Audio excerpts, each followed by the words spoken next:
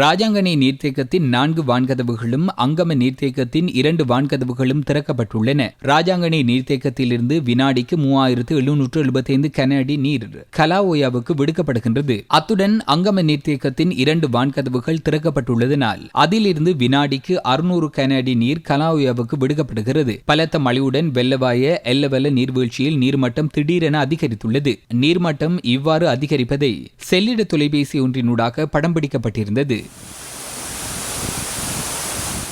நீரேந்து பகுதிகளில் பெய்து வரும் அடைமழையுடன் நாச்சியாதீவு நீர்த்தேக்கத்தின் 2 வான்கதவுகள் 1 அடி வீதம் திறக்கப்பட்டுள்ளது. இதனால் வினாடிக்கு 220 கன அடி நீர் மல்வத்தோயாவுக்கு விடுக்கப்படுகிறது. இன்றைய தினம் மேலும் மழைவீழ்ச்சி அதிகரித்தால் ஏனைய வான்கதவுகளையும் திறக்க வேண்டி ஏற்படும் என நீர்த்தேக்கத்திற்கு பொறுப்பான பொறியியலாளர் தெரிவித்துள்ளார். இதே நேரம் வடக்கு கிழக்கு மாகாணங்களில் உள்ள மக்கள் திணைக்களத்தினால் வழங்கப்பட்டுள்ள காலநிலை எதிர்வு கூறல்கள் குறித்து கரிசனையுடன் செயற்பட வேண்டும் என வளிமண்டலவியல் திணைக்களம் அறிவித்துள்ளது.